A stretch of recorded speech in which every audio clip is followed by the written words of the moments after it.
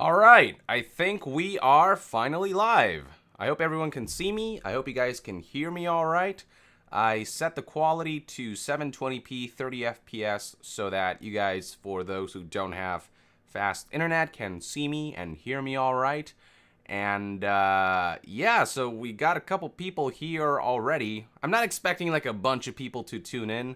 I know that whenever I go live, like of the people that I have, like the pool of people, only a couple actually tune in, and that's sort of par for the course with live streaming and with Patreon. When you have like what is it, like 200 people, which is an amazing amount. I didn't actually expect to get that many in such a short amount of time. But yeah, I'm glad to answer any of the questions for the people who are watching right now. And hey, the fewer the better. That means we can just have a conversation. You have me all to yourself. So let's see. We got Love Sniping here. He says, "What do you do, Yong, when the haters dab back?" I don't know what that means. I'm assuming you're talking about like this shit, which has, I don't know how that came about. I'm curious about that, like how culture evolved to a point where we do that now. So that's a great question. I have no idea what I do when haters dab back. I guess I dab right back as well. I guess that's the answer I can give right now. All right. The Panda Jafar says here, glad you can make it. And we've already got a couple people watching, and just, let it rip. And in the meantime, I guess I'll just talk random shit. Tonight, I'm going to go watch Kingsman, The Open Circle, was it? Is that what the movie's called? Let me check. Kingsman, The Open... No, hold on. It's Kingsman 2... The Golden Circle, that's what it was. The Golden Circle. So I'm going to be doing this for like an hour and a half, or, I don't know, depends on what questions I get asked. So, and how many questions I get asked. But I'm going to go watch Kingsman, The Golden Circle with my sister. We watched the first Kingsman last night. I'm so hyped for Bladerunner. You have no idea. Cyberpunk is my favorite genre, so I cannot wait to watch that movie. I hear it's spectacular. The reviews are great. We got a few more questions here. Love Sniping asks, once again, have you, not once again, but a different question. Have you watched Stranger Things? I have. I've watched season 1, and I think it is absolutely fantastic. I'm not old enough to have lived in the 80s era, but I know a little bit of it, and it's cool to go back to that retro style TV show, but modernized as well. And also just the plot, the mystery. I love the fact that they like start with Dungeons and Dragons, which is one of my favorite hobbies. I love doing that with my friends, just tabletop RPGs in general. I am all for. It's a great way to hang out with friends and to just have fun and fuck around and it's communal storytelling.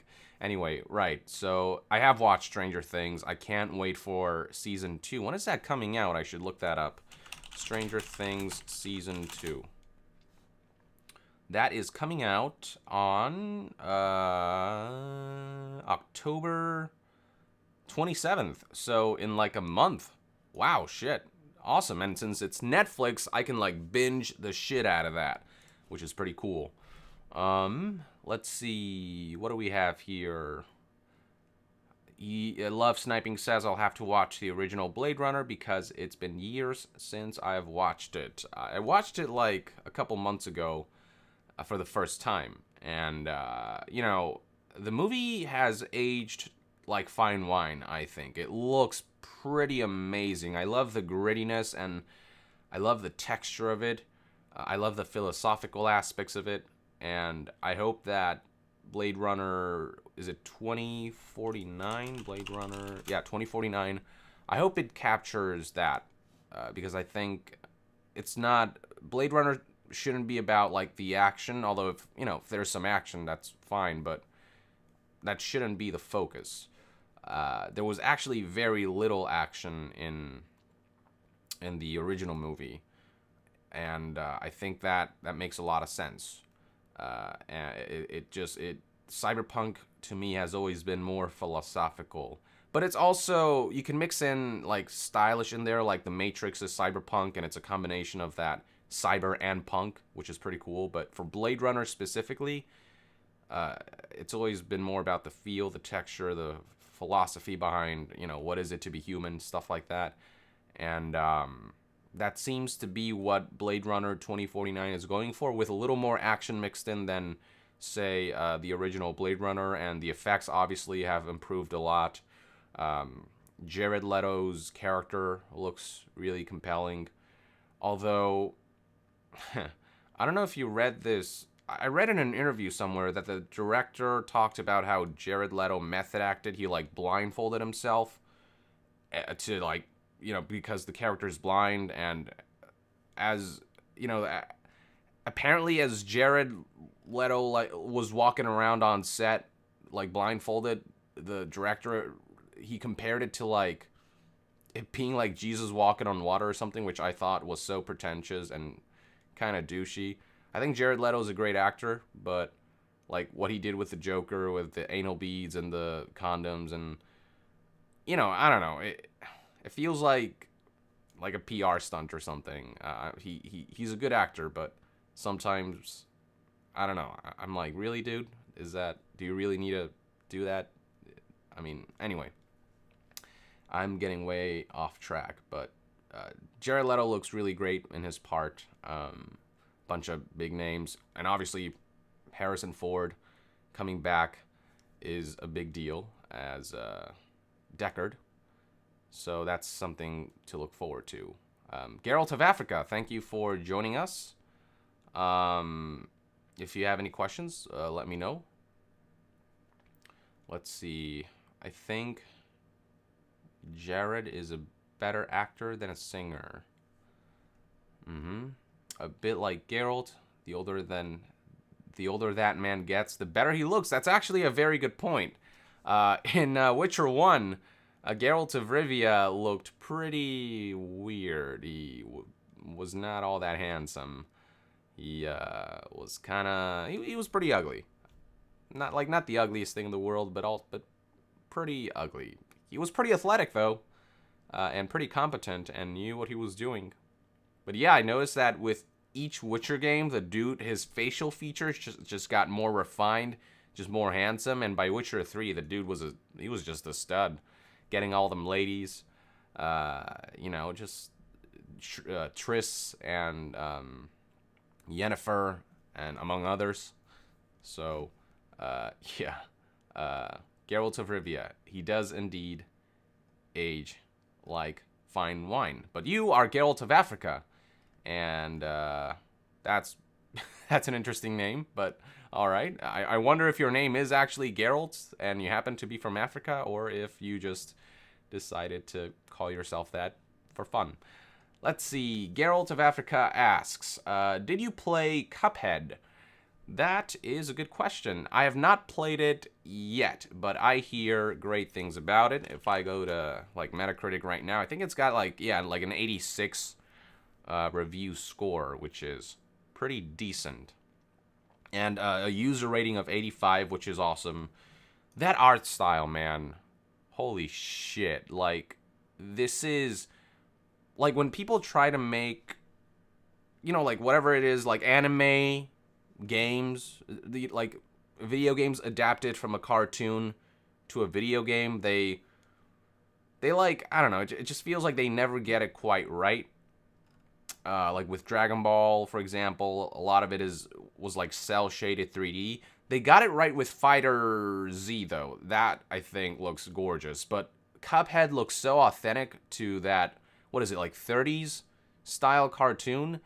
And it looks so seamless, the way the monsters and the characters and everything, the world, everything's so seamlessly blended that it might as well just be you watching a cartoon, or rather playing a live cartoon.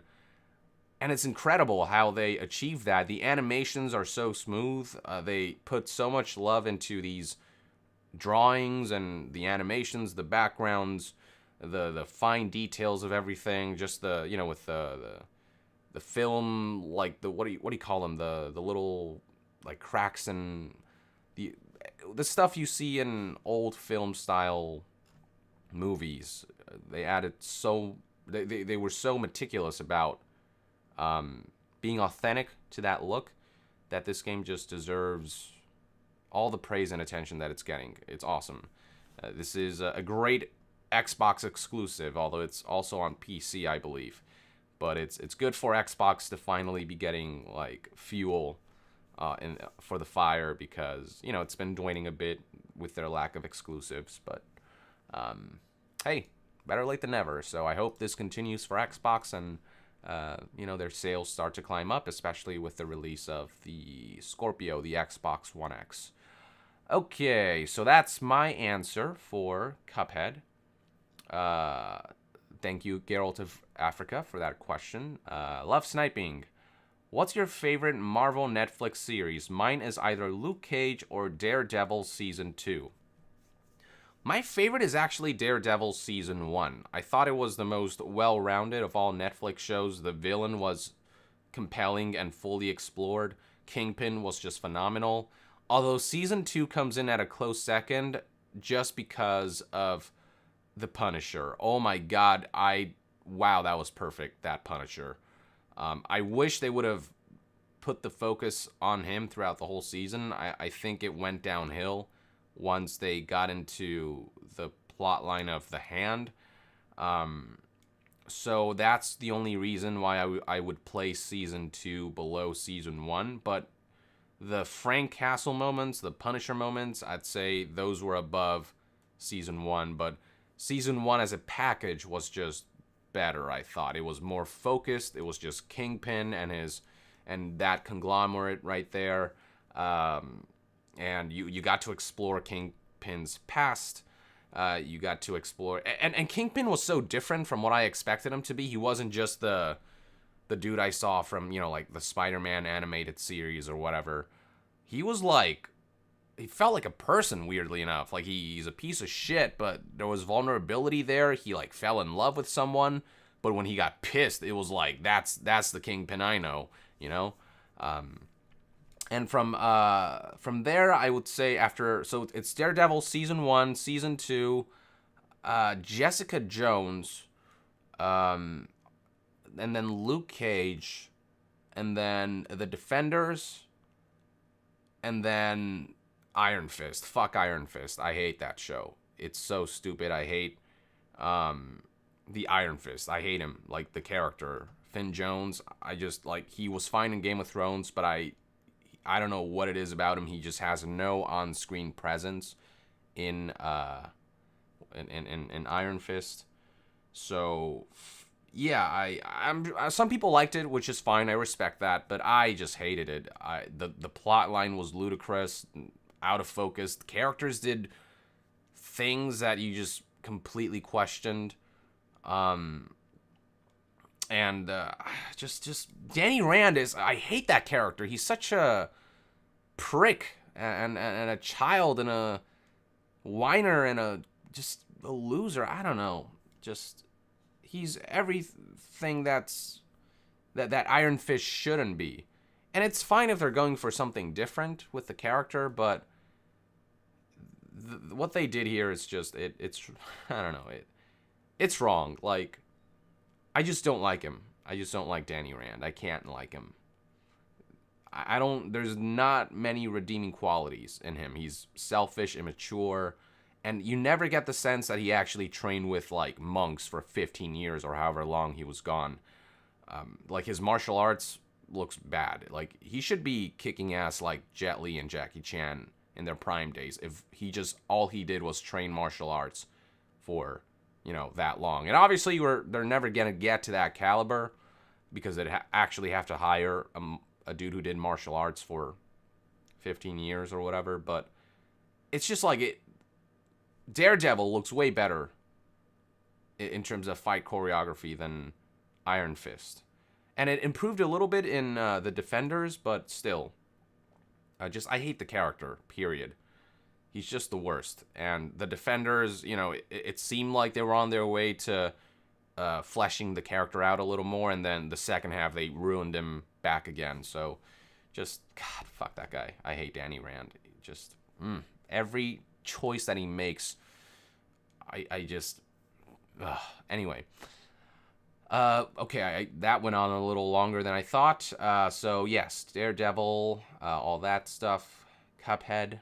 Geralt of Africa says, Cuphead is absolutely amazing. It's pretty hard, but I find myself not wanting it to end. That's a great sign, and that seems to be the consensus for many people. I hear it's hard as balls, like it's not for the faint of heart, but that's awesome. You know, I love a challenge sometimes, and I think this game was originally just supposed to be like boss rush mode. That's what I heard. But then they added like levels and stuff. But it seems as though the bosses are the emphasis, and the bosses look incredible. Like the animation, all the attack patterns, the various phases. Oh my god! Like this game needs some kind of award, like best art direction, best graphics, whatever you want to call it. It just needs that award because it's one of the most gorgeous and unique looking video games of all time and of the year. Let's see. Love Sniping says, crushing dude's head with a car door is the kingpin I remember. That's damn straight. Oh my god, that was incredible when he did that. I don't know. That's when you really saw Kingpin unleashed. I don't know for the first time, but certainly, like, that was, I'd say the first time I was like, oh shit, this guy's for real. And the noises, was awesome. Love Sniping also says, I can't stand Iron Fist. I'm glad I'm not the only one who thinks that. And he says, I imagine to some degree Danny is supposed to be a bit off. He was stuck in a monastery being beaten for years, but he still drives me up several walls. Yeah, I think you're right about that. He shouldn't be, like, socially apt being gone from society for so long, so I get that he can be, you know, I get it that, like, I would get it if he's, like, awkward and is still trying to get used to being back in modern day society and all that. That's perfectly understandable, but it's just like the core of who his character is drives me insane. He never thinks about the consequences of his actions, and I'd be fine with that if he learned as the story progresses, but it's just he makes the same damn mistakes throughout the entirety of the show.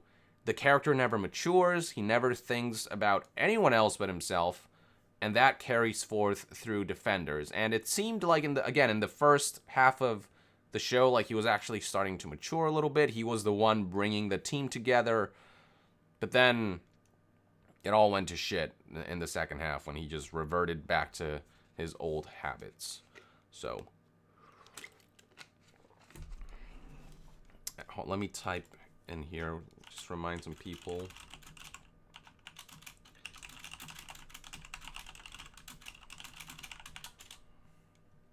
All right, Geralt of Africa.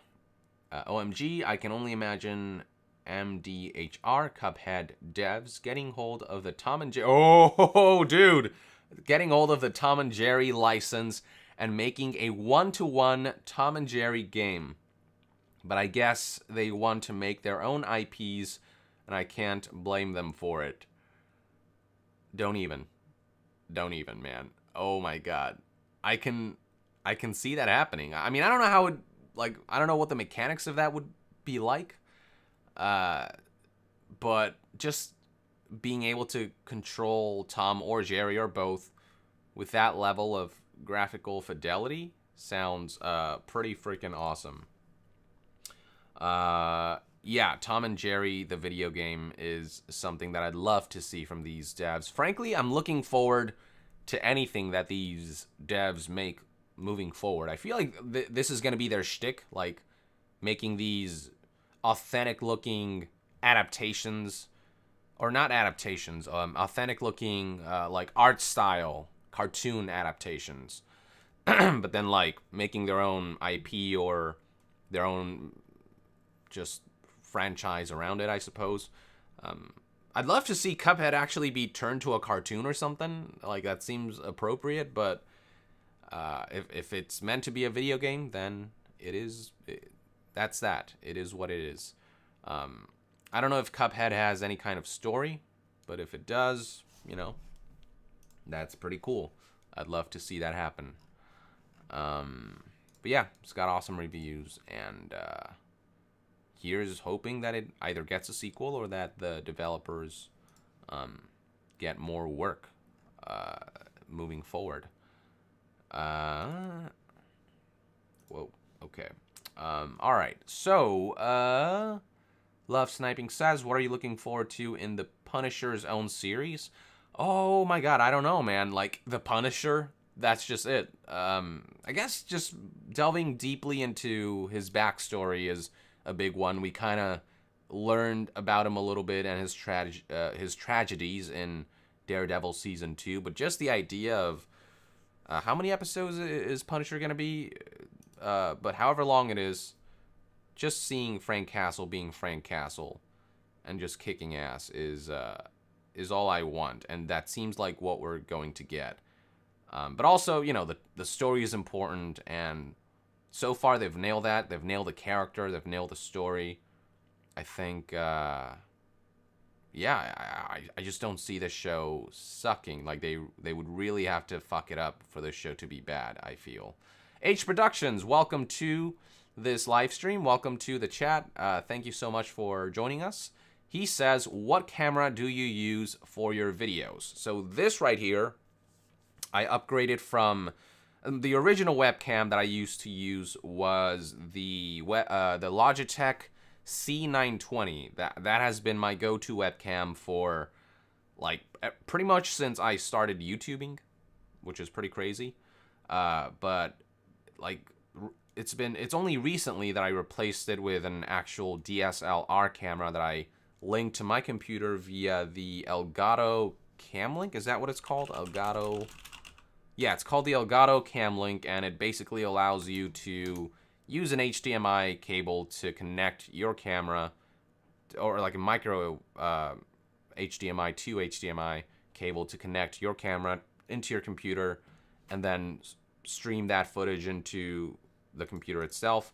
This right here is the Panasonic GH4 Lumix. And the reason I got this camera is because it was specifically made for filmmaking. Like it can film like Cinelog and all that stuff. And it's got fidelity in terms of cinematography and stuff like that. The color grading and all the technical jazz that I really don't know much about. That makes it an ideal camera for video. So I got the GH4 for that. I was considering the more popular option, which is the Canon 80D. But I don't know. I just felt like trying something different, and it's worked out so far. The camera served me well. It's pretty, it's awesome. Really good quality. A lot of people immediately could tell like the difference between my C920 webcam versus this right here. And that made me happy because, you know, I'm trying to improve my content to the best of my ability. And, you know, this is a good step. Having a good camera, I think, is really important. You know, I think I have to improve my lighting, tweak the settings a little bit, maybe. But, you know, we're making progress. So that's the camera that I use, the Panasonic GH4 Lumix. I hope that answered your question. But any decent DSLR camera will do the trick. You know, get the Camlink, Elgato Camlink, and you'll be set. You can do stuff like this. And I have it like rigged it. I rigged it in a way that I have this flexible tripod that's like holding the camera right on top of my monitor, and that seems to be working out pretty well. So it's a DSLR turned into a webcam, essentially. Love Sniping. Please tell me you've watched The Siege of Jadatville. If not, please do and let me know what you think. I've actually not watched that. Is it a TV show or a movie? Whatever it is, I'd love to try it out. Let me know in the chat, like a summary of some sort of the movie, like a synopsis. And I'd love to, see if that's something I'd be interested in. Geralt of Africa. Will the Troilers ever make a comeback? I'm surprised that people still talk about Troilers. Like, I did like a couple a long time ago. But it seems like it's something people want. I'll see about that. I don't want to like make promises, but also it is tempting to go back to it because it was a lot of fun making those.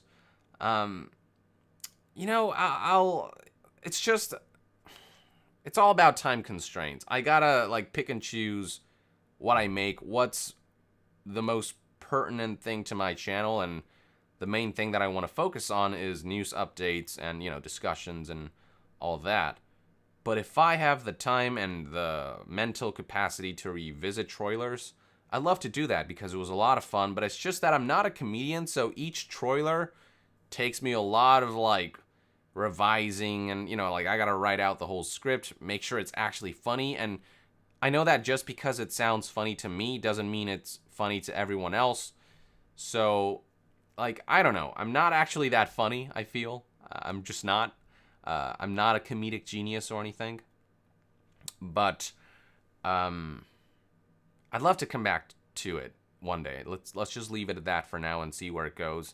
And, especially now since I'm pointing out so much bullshit in the gaming industry, maybe it's a more pertinent thing to do now more than ever. I don't know. We'll see. But it's fun times. The Metal Gear Solid 5 one I had a lot of fun with. Maybe when we know more about Death Stranding, I'll do one for that. I guess Bethesda is I don't know. I don't want to turn Troilers into a smear campaign or anything. I just want to have fun with those. So, I don't know. I'll have to pick and choose my games carefully.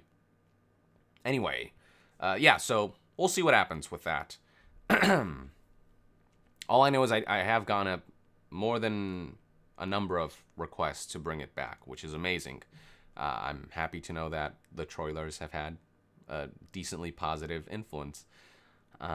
H Productions, favorite game of all time. Probably, I want to say Metal Gear Solid, but it's probably The Legend of Zelda Ocarina of Time. That was probably the first time I truly fell in love with a video game. I remember the first time I saw Link was in Super Smash Bros. For the N64. I didn't know he was a character in a separate video game.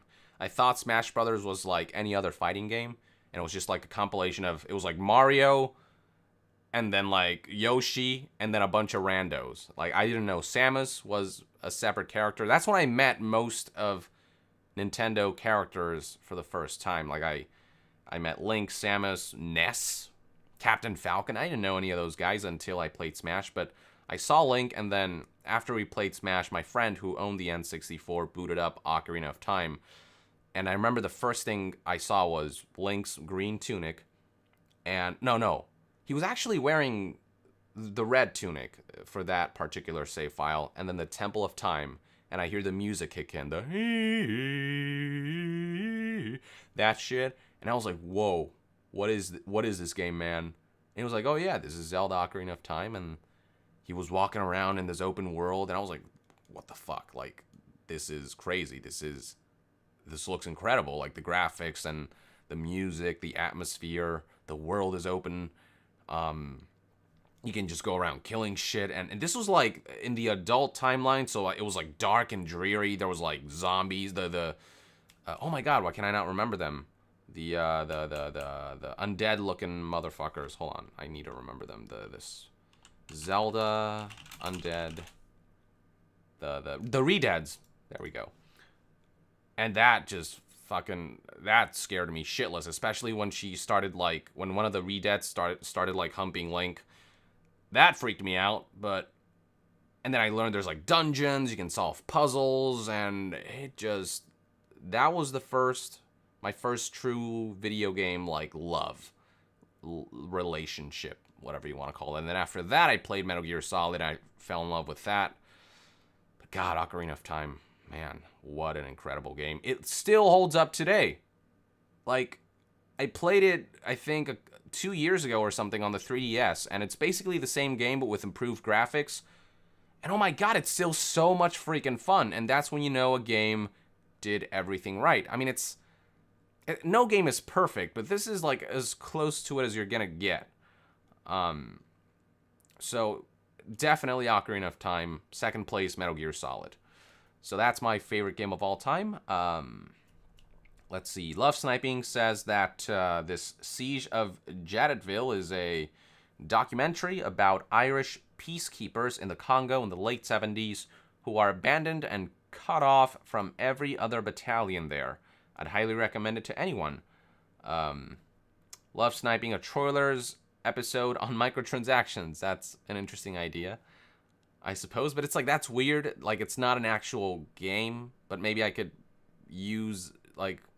draw from a game that uses microtransactions and do a Troiler around that. I don't know, man. Like, I don't know these things.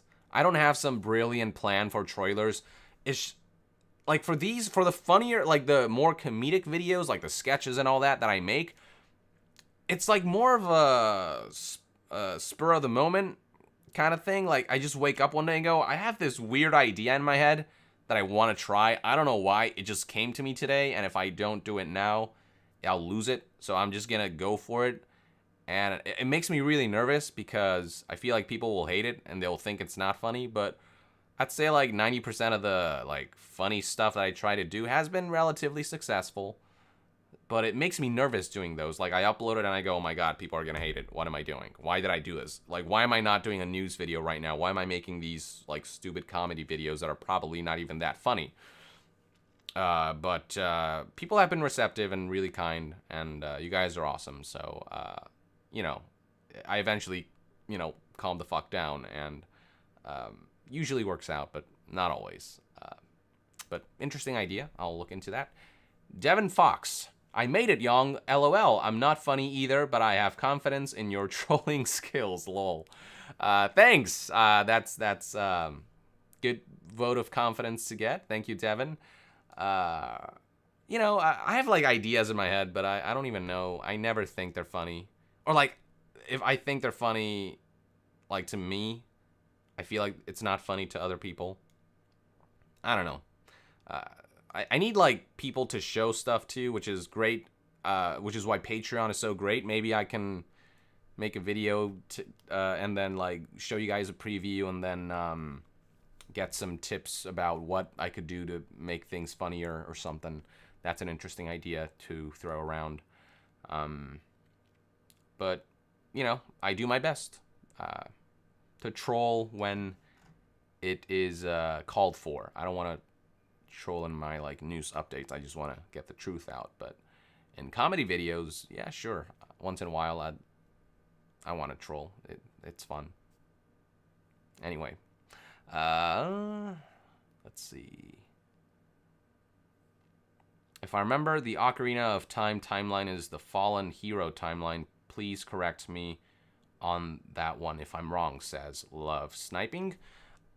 Ocarina of Time is where the timeline splits. So that's sort of the origin point of the timelines. Like, it's a straight line and then Ocarina and then it splits. So there's multiple timelines within Ocarina that you can explore. So it's yes and no would be the answer to that. Geralt of Africa. Oh God, my voice. There we go. Okay. What is a forgotten franchise you would love to see revived? That's a really, really good question.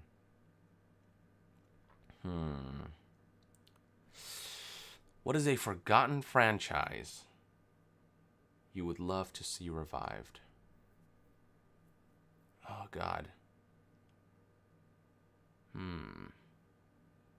Sorry, I'm reading through the chat as well, and I'm getting distracted. So, love sniping. Having played Siege with you, Yong, I know you control. I shot him by accident. It was an accident. I shot him straight in the head, and I felt satisfied until I looked at the tag and said, Yong killed, you know, friendly. And then I felt pretty bad, because we lost that match because of me. But then, like, after that, I killed somebody, like, an actual enemy. And that was, like, it for the whole night. That, like, I killed a friendly and then one enemy in Rainbow Six Siege. I suck at FPSs, especially on consoles. On PC, I think I can actually do pretty well, because I'm pretty used to keyboard and mouse. But on consoles, the analog stick, I just can't. I don't know why. But anyway, a forgotten franchise, says Geralt of Africa, you would love to see revived. I know that, like, Eternal Darkness was a really highly praised game that never got a sequel, I don't think. God, I don't know. Hold on. Let me just look up Forgotten. I feel like there is one, but I just can't think of any right now for some reason. Forgotten franchises. Video. Oh, yeah, there it is. So, Games Radar has a list. Let's see. So I'm going to just look through a couple to jog my memory. Smuggler's Run. I don't know what that is. No. Oh, God. This is one of those lists that you have to, like, click next, which sucks. But if you guys have any suggestions... Oh, Jake Foley says, I miss Jak and Daxter. I remember playing that on the PSP. I played the PSP Jak and Daxter. I think that was actually my first game on PSP. And it was a ton of fun. So I don't think I, like, miss it per se, but I would say I've had fun with that franchise. It's not like I'm not like an avid fan of it, but I did enjoy it, so that's a good suggestion. Let's see. H Productions replies, Jak and Daxter, yes. Jake Foley, I thought there just was a new Ratchet and Clank, though. Anyway, let me look through Forgotten Friend. I guess, like, I don't know if this is, like, the Chrono Trigger series. The Chrono series is one of them. I'm actually just starting to, like, play through Chrono Trigger, and I'm, like, halfway through, I think. And it's a really good game, like, especially for its time. I love that combat is, like, there's no transition screen. I love that it doesn't go crazy with random encounters. I love the gameplay. I love the story, the characters, the art style. And I know they made a sequel, but I don't know if they ended it after the sequel, or if there is, like, possibility for another. Golden Sun is another one. I know, like, the one for the DS, was it? Dark Dawn or something? I think Dark Dawn was, I'm about to sneeze, sorry. That was, I think, disappointing for a lot of people, but I'd love to see Golden Sun make a return. Man, what else? I feel like if you gave me time, I would have a really good list, but that's a great question. If I were to say, like, genre, I would say, like, the cyberpunk genre, I think, needs to make a comeback. There's just not enough of those games, in my opinion. And that's why I'm so excited for Cyberpunk 2077, because Cyberpunk is my favorite genre in terms of movies and video games, which is why, which is why I partially love Metal Gear Solid. Like, it's part of the reason why I love the Metal Gear series so much. There's so much cyberpunk in it. It's not purely cyberpunk, but it's a big part of it, and I just freaking love it. Shenmue is a good one that I'm seeing here on a list, but it is making a comeback, so, you know, it's actually, that's really good. Shenmue 3 actually looks really good. The faces are a little terrifying right now, but it's still in development, and other than that, I think it looks authentic to like the original art style, which is what people wanted. So I don't know. That's my current list. I feel like of those, I'd say Chrono is the biggest one.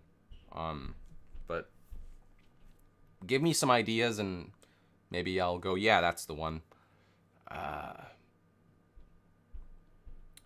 Geralt of Africa says, it's not forgotten per se, but I hope we'll ever see another Metal Gear Rising game.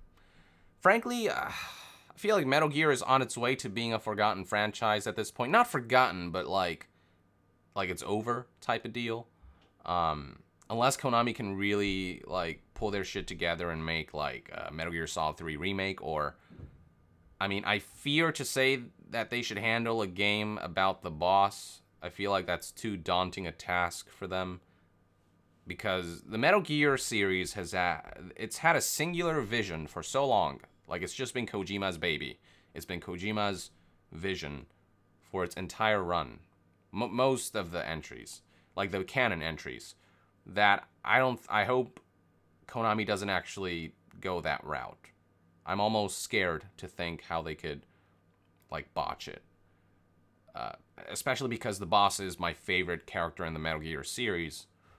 I just don't want that memory like tarnished or whatever. So I hope they like either like just let the franchise be, or hand it off to someone who will do it justice. But anyway. We got Devin Fox here.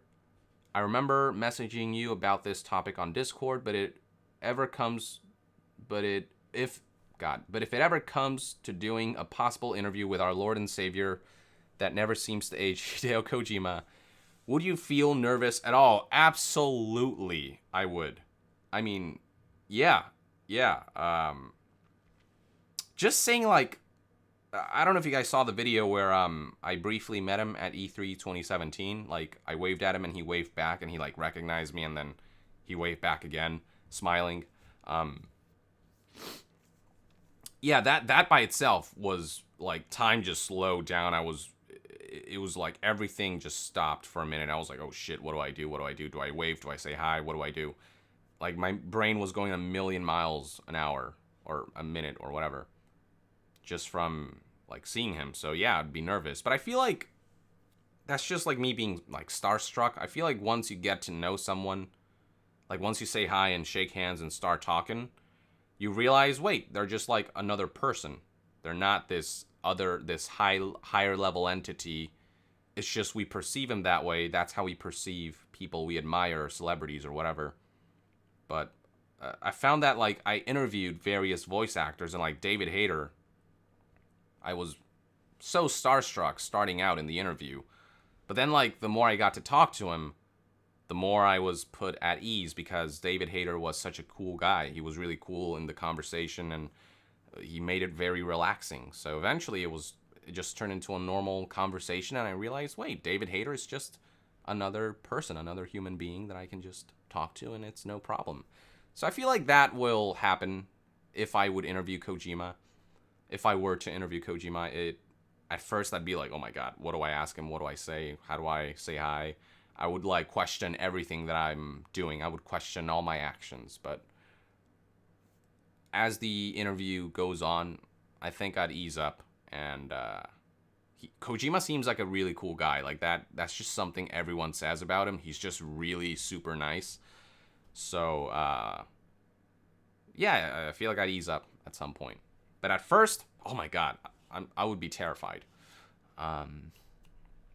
Okay. I know there's going to be an interview with Kojima and Yong at some point. It's only a matter of time, says Geralt of Africa. I hope so, yeah. I am in contact with the folks over there, and it seems they wouldn't mind having me interview Kojima at some point, actually. So, yeah, we'll see. I think we have to wait until like Kojima has more to show. I want to be able to ask him questions of substance and get some answers, rather than, yeah, I can't talk about that. Kojima, can you tell us a bit about characters? Yeah, I can't talk about that. Story? Can't talk about that. Gameplay? Can't talk about that. What's your favorite drink, I can't talk about that. You know, like, I hopefully I'll interview him at a point where there's enough info out there where I can ask him some substantial questions. But yeah, I think it will happen one day as well. I also think it's a matter of time, and I think it's going to be good times when that happens, and I look forward to it, and I look forward to meeting the man himself and shaking hands and just having fun. At the end of the day, I think that's what interviews should be about. Alongside getting, like, the info, having fun is also a priority, if you ask me, and just meeting the guy and being genuine and just having a conversation. Love sniping. If you were the CEO of a large game company / publisher, what's the first thing you would do? I don't know. I don't know. That's ooh. I'm not a businessman. I don't know. I would certainly, like, not do microtransactions. Like, sure, I'm sure it would make me more money, but, like, I just feel icky about it. I would just do what I have to do to, like, be financially stable. Like, and if I were to implement microtransactions out of necessity, like, here's the thing. Like, I don't think that microtransactions itself is inherently a bad thing. I think it becomes a bad thing when companies, like big companies, exploit it, which is what's been happening to so many games lately. Just bullshit practices. That's when it gets bad. So I would do my very damn best to not implement that feature, but if I'm just, like, starting out and, like, I don't know, like, it would boost the financials or whatever, I would implement it in a non-intrusive way, but for the most part, I would focus on just making, great games and just motivating the team and empowering them, because the creative force is, in the end, what allows these games to exist. And that's easier said than done. Like, that's so vague. There are so many cogs in a machine, like a company, a publisher. Like, I can't just say these things and say, yeah, I would be the best CEO ever. I don't know what goes into it. Like, I can't possibly give you an accurate perspective on that, because I have no idea what that entails. But all I know is that from a consumer perspective, I know what I would want them to have and feel, and I know they wouldn't want any bullshit coming from us. So I would do my best to avoid the bullshit, the exploitation of microtransactions. I would, delay the games if necessary to make them as good as possible. I would certainly not ship an Andromeda, ever. I would actually care. Like, I wouldn't just be about the money, it would be about the games. And, if it means a little sacrifice to make a game significantly better, I would go for the sacrifice. I would do that. So that's, I guess, my vague perspective on that.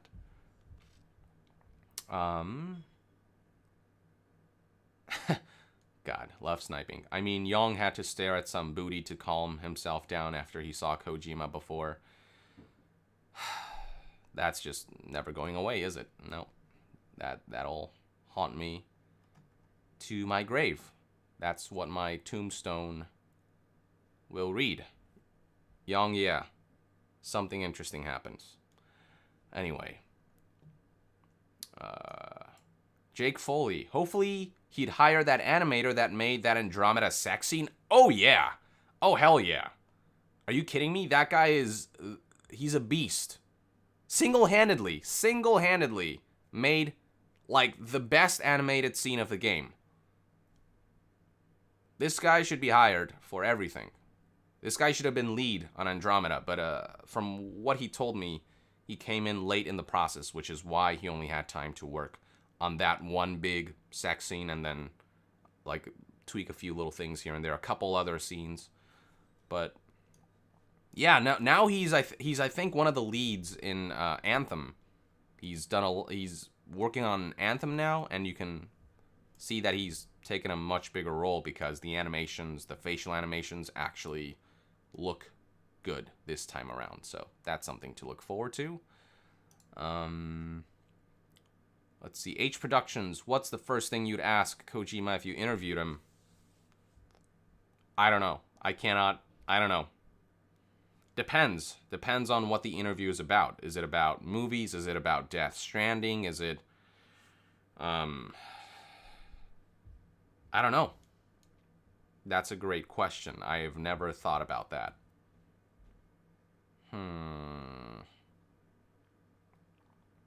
It would probably, just be about Death Stranding or something. I don't know. I have no idea.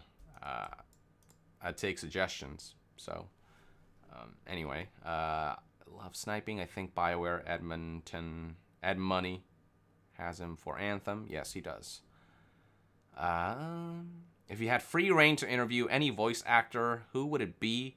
Says Love Sniping. I'd have to go with Brendan Keener or Daniel Rain. Any voice actor. Who have I not interviewed yet? Like, David Hayter is a big one that I got to interview him twice, and he's been amazing every time. Kiefer Sutherland, I'd love to interview him. Pry his brain about what it was like to play Venom Snake, punish Venom Snake and Big Boss. I mean, he's technically a high-profile actor, but, he's doing voice actor work as well. And, of course, Norman Reedus and Mads Mikkelsen, just to see if I can get them to spill a little bit about their characters. And because I enjoy their work, especially Mads. Hannibal was, my shit. I love Le Chiffre, the villain from Casino Royale, played by Mads Mikkelsen. Just Mads Mikkelsen is such a compelling entity. When he's on screen, he has this incredible presence that's very unique. Somewhat intimidating, but very suave, but also very mysterious and enigmatic. He's just awesome. But in real life, he's also a super nice guy. In interviews, he's actually pretty funny. And I saw in the HideoTube episode featuring Mads Mikkelsen, he was a pretty chill dude. And that's awesome. That's great. So I'd say Kiefer, Norman, and Mads right now that I can think of. And I'd love to interview Matt Mercer again. I interviewed him once, but back then I wasn't into Dungeons and Dragons and Critical Role, which is his D&D show. But now I'm all about that shit. So I'd love to talk to him about just D&D, Critical Role, his DMing style, all the characters, all the NPCs that he made up, the world that he created for himself. Ask him about some of the choices that the characters and the DM made during this scenario, etc. So, yeah. Speaking of Critical Role, Jake Foley says Liam O'Brien interview would be great. I think so too. He's actually the voice of Grimoire Weiss in Nier. Not Nier Automata, but the original Nier. And that was a fantastic character, and Liam did such an awesome job with that. With the demeanor and the voice. And that game was so well voice acted, I was surprised by how genuine the performances felt and how invested I was in the characters, in large part due to the performances. So Liam O'Brien is a good one, and frankly, the cast of Critical Role is a big one, because they're all great voice actors, and they love Dungeons and Dragons. So that's you don't get better than that. And maybe Troy Baker as well, because the last time we interviewed him, it was cut short because he had some stuff to do that day, so we didn't get to ask him all the questions that we wanted. So I'd love to get Troy back at some point and pry his brain a little bit about some of his latest projects. So that's my answer on that. Let's see. Love sniping. You're a funny guy, Young. Thanks. I guess I try. I don't think I am, but If other people think so, that's good to know.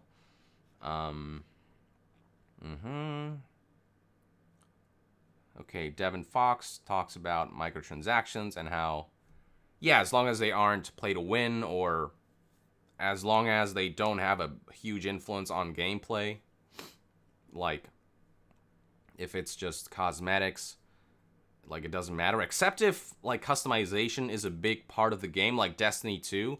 Like, this stuff with shaders, it wouldn't be a big deal if customization wasn't such a core part of the Destiny experience. But how you look in an MMO-type environment matters, which is why people love shaders. But when you restrict the shaders via microtransactions to, you know, lure people into purchasing the in-game currency, like, that's just real shitty.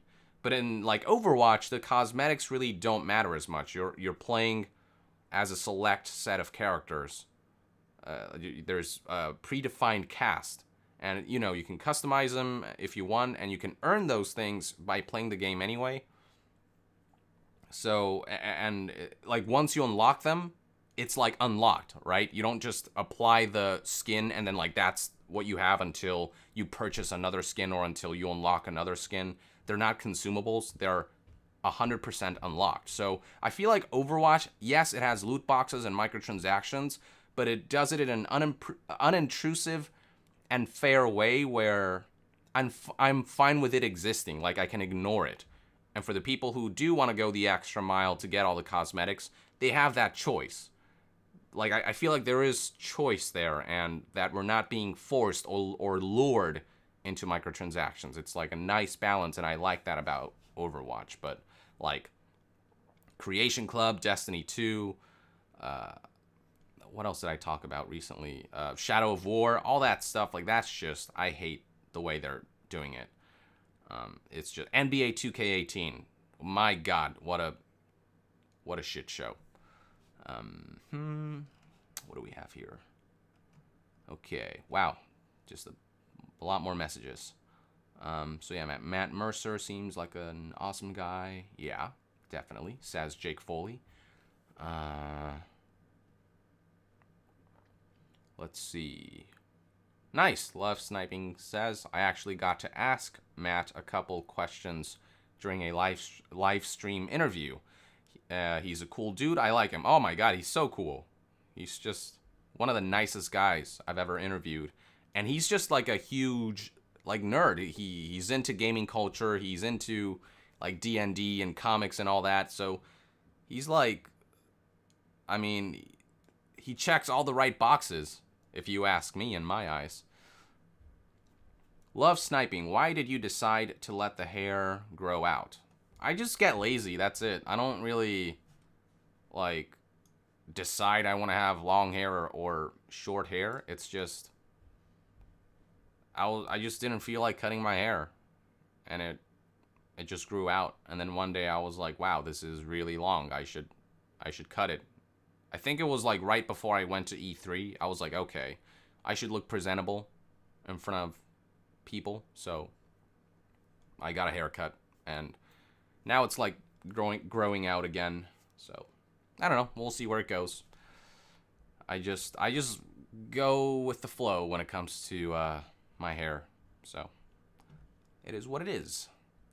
Geralt of Africa. One of my favorite moments in MGS3 is how, after you talk with Eva in the cave, you go up and you're back in the base in a different time of day. It made the area feel real. What's your favorite moment? Oh man, there's so many. I'd say when you have to shoot the boss, that's heart-wrenching. And Kojima makes you do it, right? You have to pull the trigger, which is a beautiful way of taking advantage of the video game medium to evoke more emotion, more immersion, and more of that one-to-one. Like, it's such a great way to break the fourth wall. And I struggle to do it because, again, the boss is my favorite character, and when I learned that she was actually loyal to the end, and that she sacrificed so much for her country, and they just like treated her like this disposable trash. But she still remained loyal for the sake of the world, really. Like, Volgan fucked up their real plans. Like, the reason the boss died was because Volgan, like, launched that nuke, and then it caused this tension between Russia, or the Soviet Union, and the United States. And so the boss had to be the scapegoat. And Snake, her apprentice, had to be the one to kill her. And it's like that whole idea of her knowing that, acknowledging that this is for the better good, and her giving her life despite the betrayal. Like, that is just so, like, noble, and it's heart-wrenching. But she accepts it, she understands, she just thinks at a higher level than everyone else, than every other character in the series, I feel. Whereas Big Boss goes off to the deep end, same with like Zero and Cipher. The boss is like the only one who's ever maintained a level, like a level-headed mentality. I don't know what I'm saying. Throughout her entire career. And like that kind of perseverance, that kind of loyalty, that kind of like, that shit's just like, it gets me every time. So that's why the boss is my favorite character, and that's why that moment is so just I can't. It's my favorite moment, but it sucks so much to have to pull the trigger. So yeah. Oh god, I really want that game about the boss.